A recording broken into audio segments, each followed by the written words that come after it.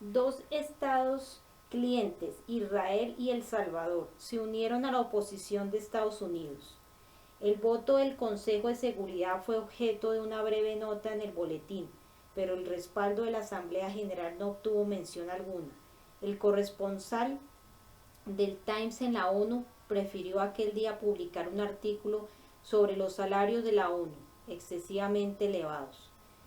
Durante la misma sesión, Nicaragua hizo un llamamiento a la ONU para que éste enviara una misión de investigación independiente a la frontera, tras un conflicto que tuvo lugar en la misma. La propuesta fue rechazada por Honduras con apoyo de Estados Unidos y no se informó sobre la misma. Este es el destino general de los esfuerzos de Nicaragua por lograr el control internacional de las fronteras, que naturalmente refrenaría la agresión sandinista que tanto aterra a los dirigentes y administradores ideológicos de Estados Unidos. Un año después, el 12 de noviembre de 1987, la Asamblea General hizo una vez más un llamamiento al cumplimiento total e inmediato de la decisión del Tribunal Internacional. Esta vez solo Israel se unió a Estados Unidos en la oposición al cumplimiento del derecho internacional. Otro golpe para el acuerdo centroamericano que había sido firmado en agosto, para gran desconcierto de Washington. Ni el New York Times ni el Washington Post ni los tres canales de televisión informaron sobre el voto.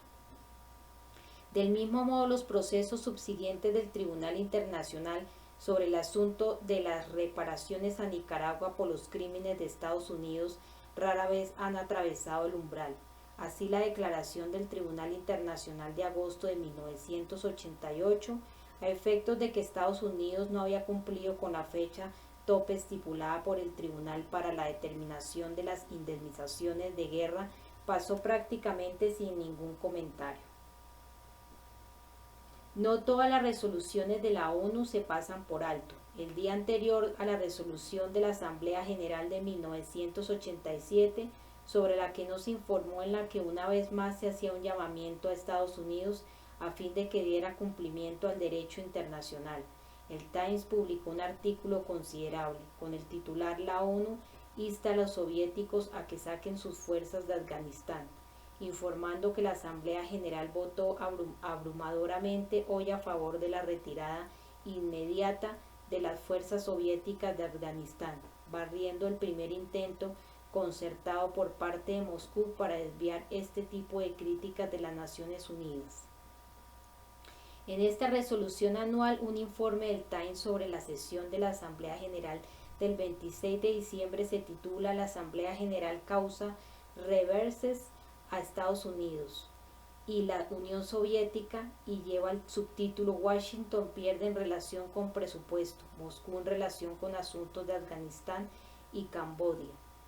El informe nada decía sobre el voto de 94-2 sobre la sentencia del Tribunal Internacional, en el que se incluía entre la mayoría de los aliados de Estados Unidos Australia, Canadá, Dinamarca, España, Islandia, los Países Bajos, Noruega y Nueva Zelanda, al igual que los principales países latinoamericanos: Argentina, Brasil, Colombia, Ecuador, México, Perú, Uruguay, Venezuela, junto con Suecia, Finlandia y otros.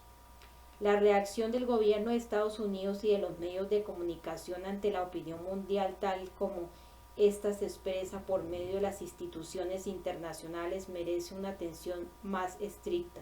La misma sesión de la ONU proporciona varios ejemplos interesantes.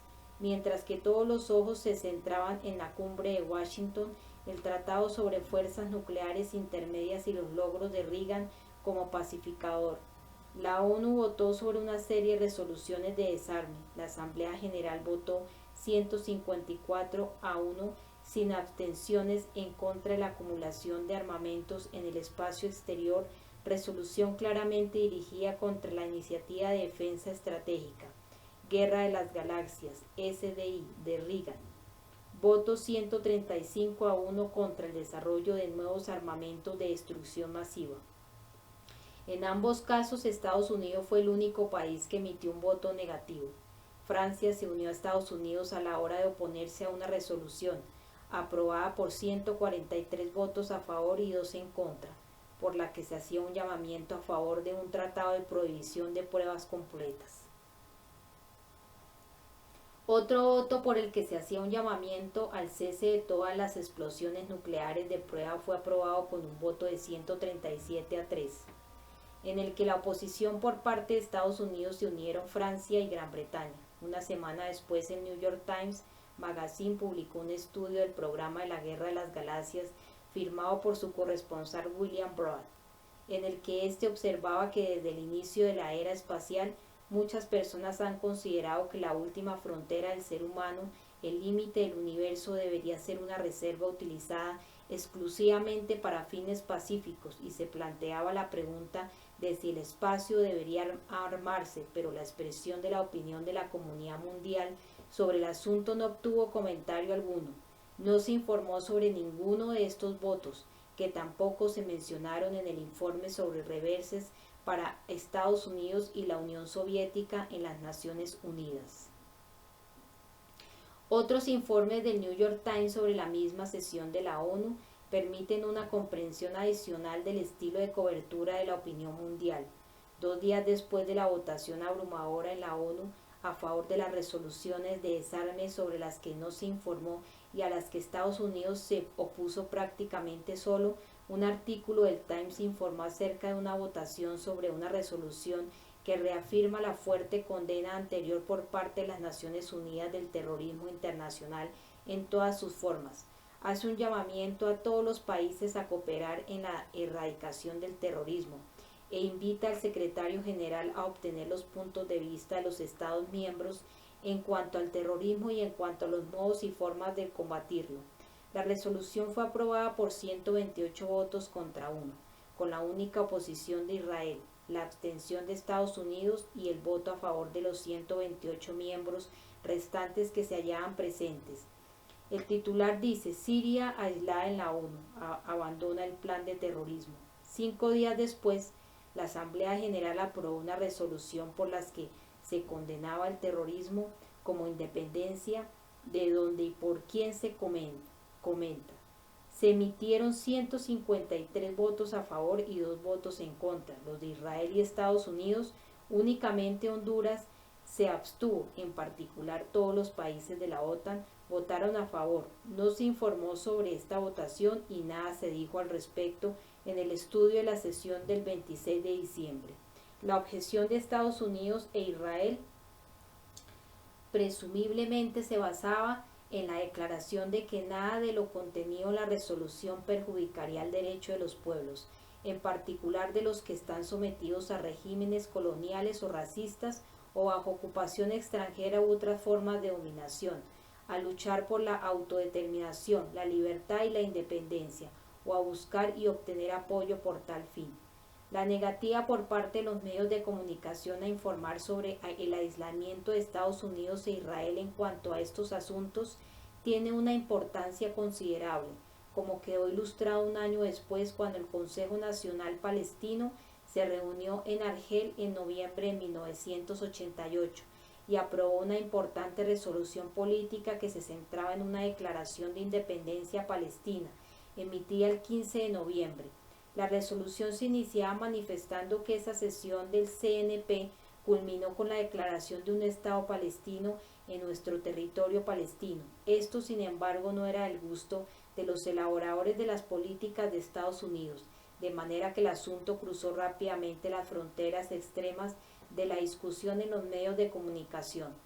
La resolución del CNP pasó a sugerir modalidades para la implementación de un acuerdo político que incluiría un Estado nacional independiente para los palestinos y disposiciones de seguridad y paz para todos los estados de la región.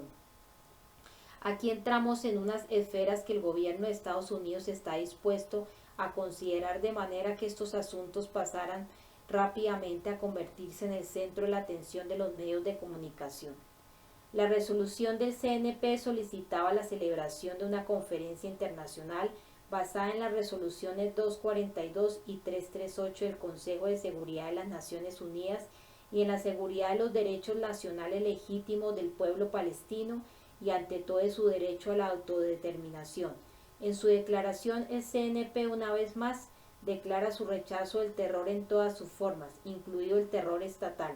y reitera su compromiso para con las resoluciones de las Naciones Unidas, que afirman el derecho de los pueblos a resistir ante la ocupación extranjera, el colonialismo y la discriminación racial, y sus derechos a luchar por su independencia.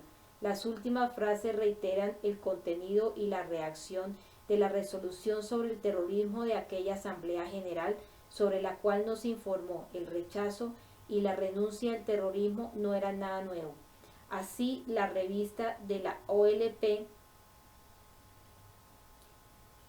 Chuson Finlandia, de mayo-junio de 1986, presenta el texto de una propuesta de la OLP que hace un llamamiento a una conferencia internacional que incluya al gobierno israelí y cuyo objeto sea alcanzar una resolución pacífica del problema palestino sobre la base de las resoluciones pertinentes de las Naciones Unidas, entre ellas las resoluciones 242 y 338 del Consejo de Seguridad.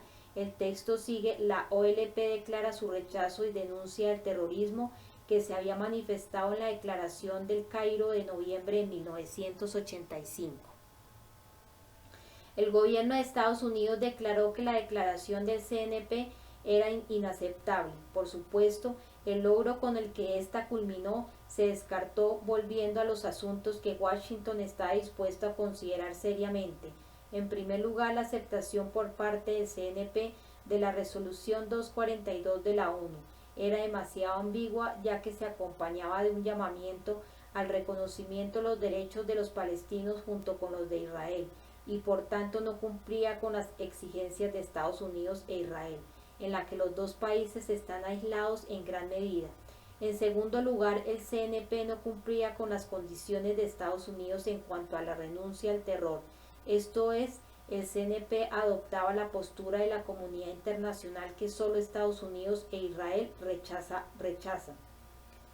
Se pueden imaginar dos modos de presentar estos acontecimientos en los medios de comunicación. Uno sería informar que la Suprema Autoridad Palestina ha emitido una declaración de independencia aceptando oficialmente el principio de participación.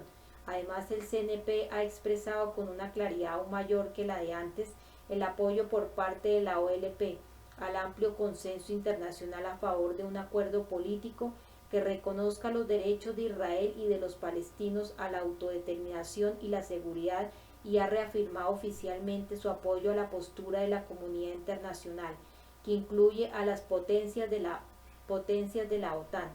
En cuanto al asunto del terrorismo, mientras tanto, Estados Unidos e Israel quedan aislados en gran medida en relación con el primer tema, manteniendo su posición de rechazo y obstaculizando una vez más el proceso de paz, y totalmente aislados en su oposición al derecho de los pueblos a luchar por la libertad y la autodeterminación en contra de regímenes racistas y coloniales y ocupaciones extranjeras. Solo Israel se niega a aceptar la Declaración 242 de la ONU. Ver a continuación. Una segunda alternativa consistiría en descartar la declaración de independencia como irrelevante. Hace caso omiso del aislamiento de Estados Unidos e Israel en relación con los restantes puntos y aceptar la posición de Estados Unidos como correcta por definición, como la postura moderada y la base para cualquier discusión posterior. Entonces llevamos a cabo un debate sobre si se debería alentar el progreso adicional de los palestinos hacia la moderación ahora que bajo nuestra tutela han dado estos pasos vacilantes, o si su riguroso mentor debería sencillamente descartar estos pasos y exigir que la OLP empiece a actuar con seriedad o desaparezca. La primera versión, cuyo mérito sería el de la verdad, no se puede hallar en los medios de comunicación de Estados Unidos. La segunda alternativa solo prevaleció, sino que lo hizo prácticamente sin excepciones. En el New York Times, los redactores citaron la declaración sobre el terrorismo, describiéndola como la vieja barrera de Arafat, y omitieron mencionar que ésta reiteraba las resoluciones de la ONU, que solo Estados Unidos e Israel rechazaron. Anthony Lewis, prácticamente solo dentro de la corriente principal en sus esfuerzos por escapar a las limitaciones dogmáticas en relación con estos asuntos, deploró el fracaso a la hora de premiar a la OLP por su progreso en la dirección hacia la postura de Estados Unidos, añadiendo que aún ha de alcanzar una mayor claridad en sus manifestaciones políticas y que Estados Unidos declara correctamente que la OLP debe renunciar sin ambages a todo terrorismo antes de poder participar en las negociaciones. No plantea pregunta alguna sobre la claridad de la postura de rechazo de Estados Unidos y mantiene que Estados Unidos tiene razón en no dejarse engañar por la vieja barrera de Arafat. Esto es la posición aceptada por la totalidad de la comunidad de Estados Unidos e Israel exceptuados y por supuesto también África del Sur. Si Arafat no se une a nosotros fuera del consenso de la opinión mundial, resulta evidente que no se lo puede tomar en serio. En otros lugares se observaron las mismas limitaciones, a veces incluso con mayor rigor. En resumen, el mundo no está de acuerdo con nosotros, por tanto se puede deducir por simple lógica que el mundo está equivocado. No hay nada más que añadir, no se puede comentar ni siquiera concebir ninguna posibilidad alternativa, lo que resulta aún más sorprendente, incluso el hecho de que el mundo no esté de acuerdo con nosotros. No se puede reconocer puesto que no ha logrado ver la luz. El mundo al exterior de nuestra frontera no existe, Israel exceptuado. Aquí podemos ver la férrea mano de la doctrina en una forma que hubiera impresionado profundamente a la iglesia medieval o a los muyash de Qum de hoy día. Una vez más, las consecuencias no deberían pasarse por alto. La autocensura de los medios de comunicación a lo largo de muchos años ha permitido a Estados Unidos y a Israel bloquear lo que hace mucho viene siendo un acuerdo político posible para uno de los asuntos mundiales más explosivos y amenazadores. Este seguía siendo el caso a medida que Estados Unidos modificó su postura cada vez más insostenible en cuanto a las conversaciones con la OLP bajo un pretexto fraudulento, al mismo tiempo que mantenía su compromiso de obstruir el proceso de paz. La observación del senador Furyk es pertinente y al mismo tiempo muy significativa. Volviendo a la cobertura de las Naciones Unidas, un artículo de marzo de 1988 titulado ONU estudiará derechos en Cuba, Estados Unidos ve victoria diplomática, informó sobre la invitación de Cuba a la Comisión de Derechos Humanos de la ONU para que ésta realizara una investigación in situ socavando una campaña de Estados Unidos a favor de una resolución de condena a Cuba. Los 13 primeros párrafos presentan el punto de vista de Washington, convirtiendo el fracaso en un gran triunfo de la diplomacia de Estados Unidos. El último párrafo cita las palabras de un funcionario cubano que manifiesta que el resultado demuestra la creciente unidad política de nuestro continente al rechazar el esfuerzo de Estados Unidos. Otro artículo del Times informa sobre una visita realizada por especialistas norteamericanos en derechos humanos a las prisiones cubanas e incluye una línea en el último párrafo en la que se declara sin ningún comentario que el Departamento de Estado ha negado visados a funcionarios cubanos para realizar una visita recíproca a las prisiones de Estados Unidos, en el mismo momento en que Reagan lanzaba su campaña a favor de los derechos humanos en Moscú. No se informa de una resolución sobre el Oriente Medio, aprobada por la Comisión de Derechos Humanos el mismo día de su rechazo de la iniciativa de Estados Unidos en cuanto a Cuba. La resolución aprobada por 26 votos a favor y 1 en contra, el de Estados Unidos solamente manifestó una grave preocupación por la continuación de actos de agresión y las prácticas arbitrarias de las fuerzas de ocupación israelí en el sur del Líbano, que constituyen una violación manifiesta del derecho internacional, e hizo un llamamiento a los aliados de Israel a efectos que presionarán a dichos países para que pusieran fin a su política agresiva y expansionista en el sur del Líbano. La opinión mundial ha de pasar por los mismos filtros que establecen los límites de lo respetable a nivel nacional. Si incumple con estas normas, queda descartada o se somete a una investigación compleja con el fin de averiguar por qué el mundo está equivocado. Una vez más el modelo lo impregna todo. La campaña del gobierno y los medios de comunicación para demonizar a los sandinistas se enfrentó con un nuevo reto cuando los presidentes centroamericanos alcanzaron un acuerdo de paz en agosto de 1987. La administración Reagan llevaba mucho tiempo intentando socavar las iniciativas diplomáticas, tras una amarga condena de los sandinistas por su negativa a firmar el borrador de Contadora de 1984. La administración cambió rápidamente de táctica cuando Nicaragua anunció inesperadamente que firmaría, en cuyo momento el borrador que se convirtió en un engaño y un fraude, y Estados Unidos pasó a socavarlo por medio de denuncias adicionales de los traidores sandinistas. Washington intentó por todos los medios disponibles bloquear la firma del documento de paz de Contadora, comentó el viceministro de Asuntos Exteriores de Costa Rica, Gerardo Trejo Salas, en una entrevista sobre la cual no se informó, en la que estudiaba cómo Estados Unidos había presionado insistentemente a Costa Rica y a sus estados clientes durante el periodo de 1985-86, momento que él había presenciado como testigo directo.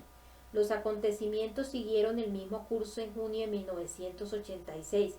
Como hemos visto, las iniciativas de Arias de 1987 también recibieron muy mala acogida por parte de la administración Reagan.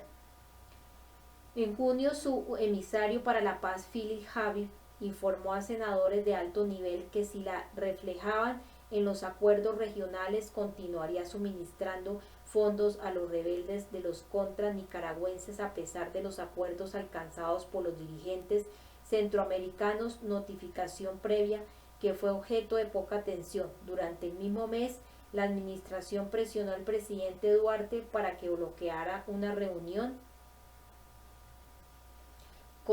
concertada de presidentes centroamericanos en Guatemala. Un funcionario guatemalteco informó que Duarte indicó personalmente al presidente de Guatemala que el motivo de su solicitud de un aplazamiento se debía a la presión por parte de Estados Unidos, aplicada por Habib. La prensa guatemalteca y hondureña publicó el diálogo entre Habib y Duarte. Según los funcionarios salvadoreños, informaron sobre el mismo al gobierno guatemalteco y a continuación al Congreso guatemalteco. Durante las conversaciones, Habib presionó a Duarte para que rechazaran el plan de paz de Arias, informándole que el requisito a efectos de que El Salvador negociara con la oposición desarmada destruiría la democracia en El Salvador. Duarte accedió e insistió en un aplazamiento de la reunión de junio. Esto no interesó a los medios de comunicación de Estados Unidos. A Habib se lo presenta habitualmente como un franco defensor de la diplomacia y la paz. En un esfuerzo de última hora para socavar el acuerdo de paz, Washington presentó el plan de Reagan el 5 de agosto solicitando la desmantelación del sistema político en Nicaragua, el fin de la ayuda armamentista a Nicaragua y la desmovilización de las fuerzas sandinistas. A cambio, Estados Unidos se comprometería a interrumpir los envíos a armas a los contra.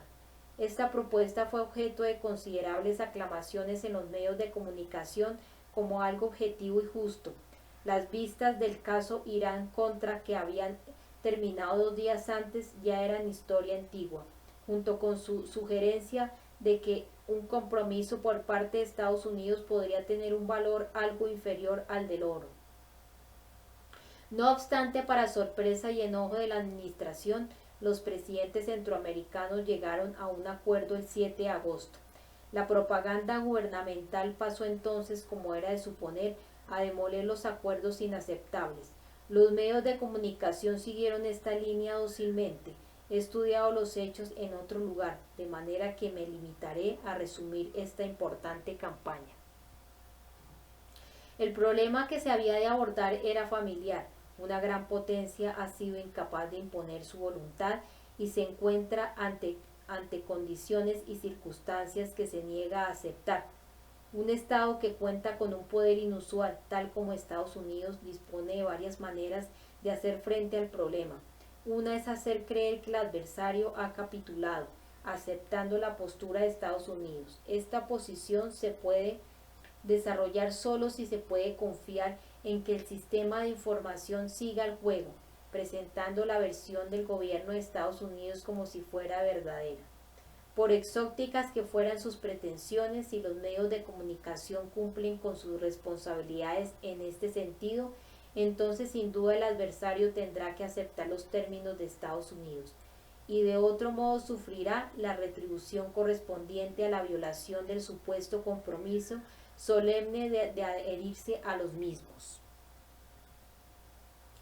Un destacado ejemplo de esta técnica fue el trato acordado al Tratado de Paz de París de enero de 1973, que Estados Unidos se vio obligado a firmar tras el fracaso de su intento de obligar por la fuerza a Vietnam del Norte a someterse por medio de los bombardeos navideños con B-52 de zonas pobladas. El gobierno de Estados Unidos ofreció inmediatamente una versión del tratado diametralmente opuesta de sus términos en todos los puntos importantes. Esta versión fue aceptada y promulgada universalmente por los medios de comunicación, de manera que los términos reales del tratado de paz habían quedado relegados al baúl de los recuerdos en pocos días. Literalmente, Estados Unidos y su cliente Vietnam del Sur pasaron a continuación a efectuar violaciones masivas del tratado real, en un esfuerzo por lograr por la violencia sus metas largo tiempo deseadas. Cuando los adversarios vietnamitas finalmente respondieron del mismo modo, fueron acusados mundialmente de la ruptura de los acuerdos y obligados a pagar por su crimen. El caso de los acuerdos de paz centroamericanos fue parecido. Era necesario volver a darles forma de manera que se conformaran a los dictados de Estados Unidos, tarea que se logró con la cooperación anticipada de los medios de comunicación, aunque llevó algo más de tiempo que la victoria que se produjo de la noche a la mañana cuando los acuerdos de paz de París, quizás un indicio de que los medios de comunicación realmente han llegado a ser más adversos que en el pasado. El primer requisito de la campaña de demolición era establecer que lo que obligó a los sandinistas a negociar había sido el apoyo de Estados Unidos a los contras. Esto siempre es una doctrina importante, ya que se puede explotar para justificar el posterior recurso a la fuerza armada y al terror. Esta tesis resiste malamente la evidencia de la historia. El esfuerzo por parte de Nicaragua a la hora de desarrollar los medios pacíficos requeridos por el derecho internacional a través del Tribunal Internacional, las Naciones Unidas y el proceso de Contadora, y el éxito de Washington a la hora de derrotar estas iniciativas. Estos problemas se superaron fácilmente, desterrando los hechos al baúl de los recuerdos. La verdad doctrinal requerida se convirtió a continuación en un estereotipo. Los redactores del New York Times pudieron, por tanto, criticar a Michael Dukakis durante la campaña electoral de 1988, diciendo que infravalorara la importancia de la fuerza a la hora de llevar a los sandinistas a la mesa de negociaciones. No sería razonable esperar que los hechos molestos supusieran un obstáculo para un principio que autoriza el recurso continuado a la violencia como medio necesario para lograr la paz. De manera más general, lo que es útil es verdad. Punto. La primera tarea se logró con rapidez. El problema siguiente consistía en desmantelar los propios acuerdos. Su primera etapa duró desde su firma en agosto de 1987 hasta enero de 1988, cuando los presidentes centroamericanos debían recibir el informe de la Comisión de Verificación Internacional, CIVS, a la cual se le había encomendado la supervisión de los acuerdos. El objetivo de la administración Reagan consistía en centrar toda la atención en los sandinistas, asegurándose así de que Estados Unidos pudiera mantener el ataque por parte de sus fuerzas por procuración y excluir a los estados clientes de Estados Unidos de las estipulaciones de los acuerdos.